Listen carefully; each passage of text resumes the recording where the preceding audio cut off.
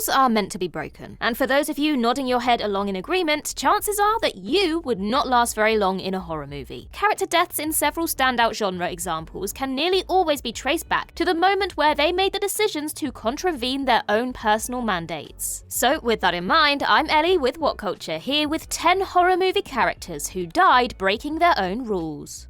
Number 10. Yannick in Prometheus. In one of the more noble examples on this list, we have the ship's captain in 2012's Prometheus, Yannick, played in a superb supporting term by action mainstay Idris Elba. Yannick is employed by the Weyland Corporation to captain the titular research vessel to LV-223. As such, he is under strict orders to carry out Peter Weyland's instructions to the letter, parroted by the mouthpiece of his daughter, Meredith Vickers. Elba's character is a good, moralistic man, and clearly struggles with some of the more devastating decisions that the crew are forced to make on their harrowing journey. The captain notably pleads with Vickers to allow the stricken Holloway on board the ship before she barbecues him with a flamethrower. Nevertheless, Yannick ultimately does not prevent the archaeologist's gruesome fate, highlighting that loyalty to his employer is one of his key personal principles. However, when all is said and done, Yannick's Employee of the Month status at the Weyland Corporation does not prevent him from ploughing the research vessel into the earthbound alien ship like an intergalactic kamikaze fighter. The captain heroically sacrifices his own life, going out in a blaze of glory to protect his planet by taking out the engineer's spacecraft. A hidden gem of a supporting character within the genre, and a prime example of a character who met his end in abject defiance of his own professional code. Number 9. Doyle in 28 Weeks Later.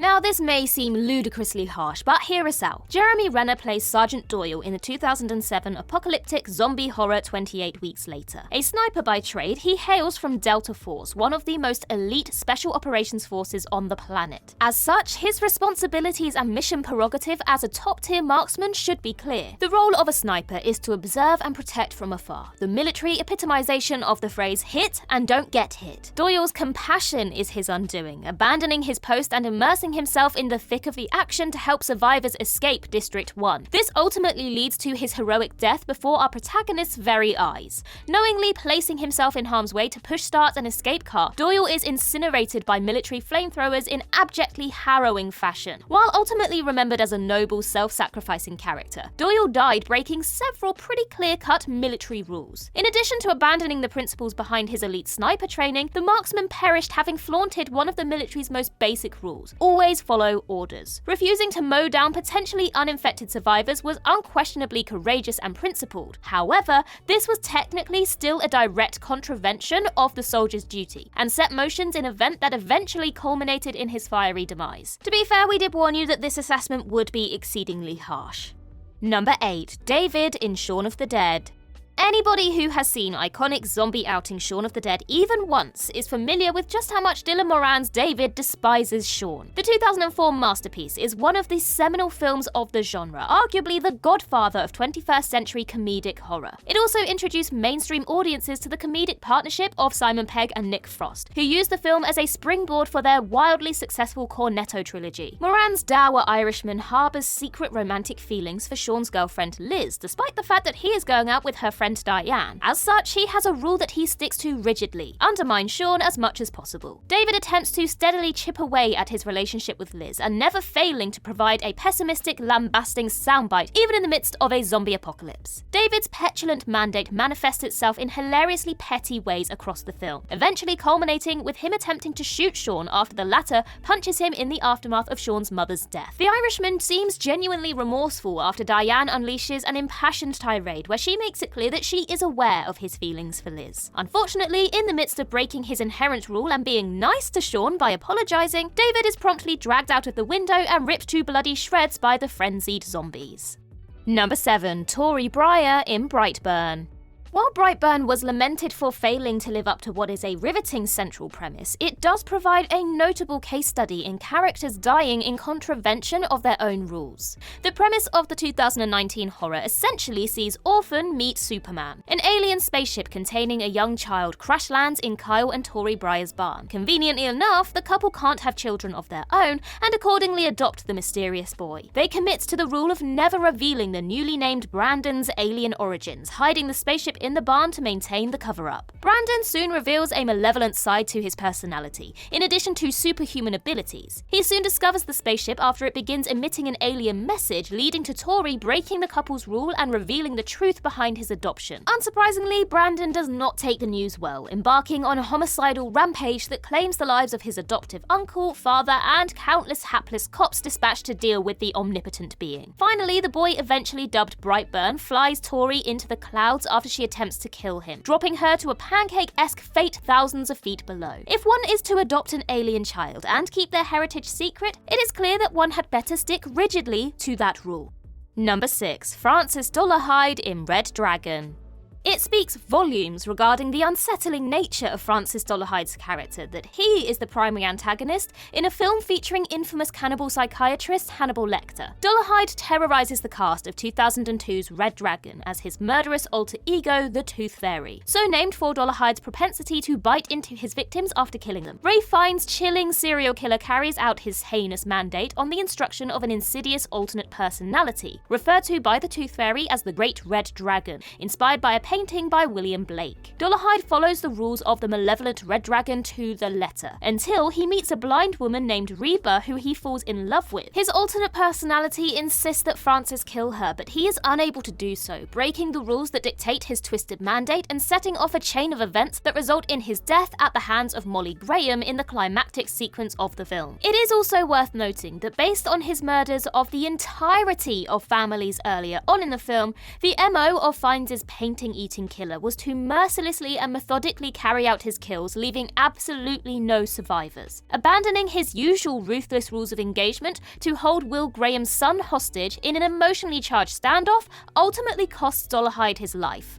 Number 5. Conway in Would You Rather.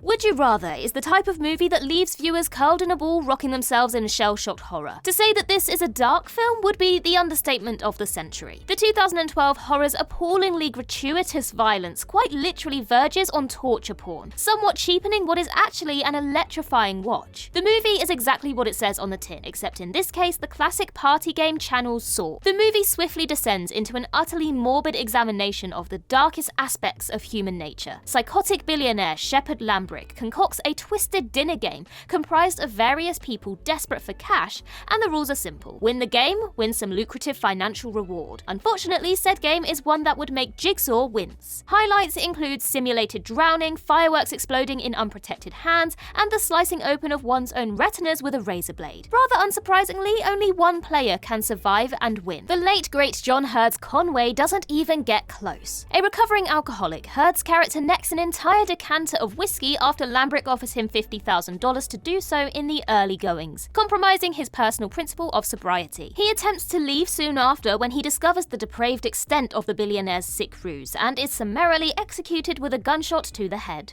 Number 4. Ronald Noland in Predators.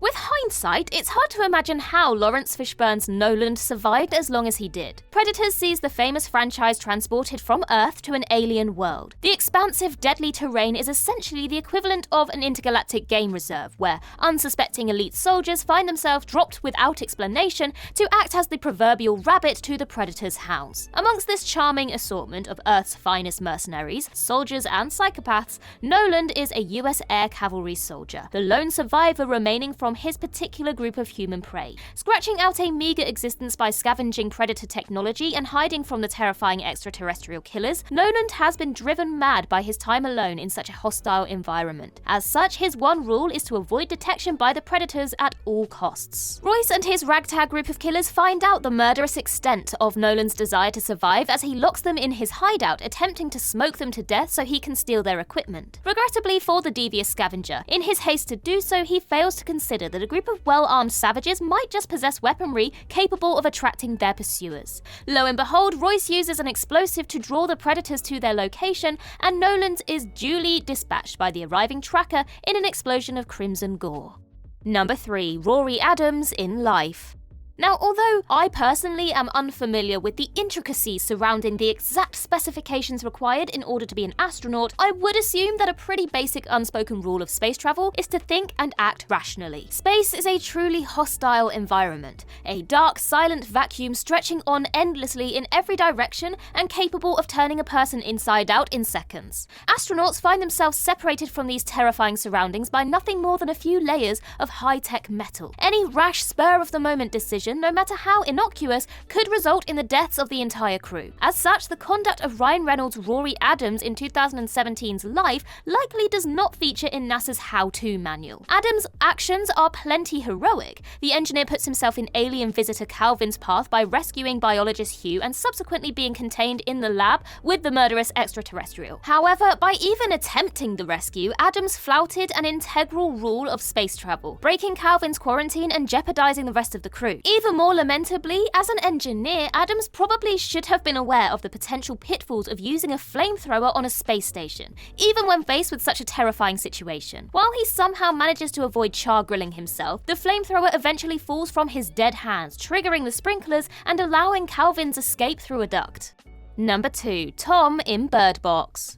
It seems almost unfair to include Bird Box's Tom on this list. Mallory's love interest meets his heartbreaking end, breaking the inherent rule of the film's chilling universe. But he only does so in order to protect the lives of his loved ones. For those unfamiliar with the plotline of Netflix's smash hit, Bird Box features insidious entities that compel a person to kill themselves upon witnessing them. However, this ghoulish status quo has an exception. Some survivors are driven mad to the point where they force unaffected people to view the deathly spectres. This harrowing premise claims the lives of all Bird Box's initial survivors, bar Mallory, Tom, and the 2 children born over the course of the film. Eking out an existence 5 years after the initial set of traumatic events, the family hear of a community safe from the entities and make plans to set off, using blindfolds for protection against the unseen antagonists. However, things take a tragic turn when a posse of the aforementioned insane survivors attack. Tom distracts and subsequently kills all of the attackers, but only after breaking the film's integral rule, removing his blindfold and thus exposing himself to the deadly creatures. Cue the waterworks as Tom succumbs to the insidious entities and blows his own head off. A tragic fate for our supporting protagonist, but one entirely appropriate for a film as dark as Satan's armpit.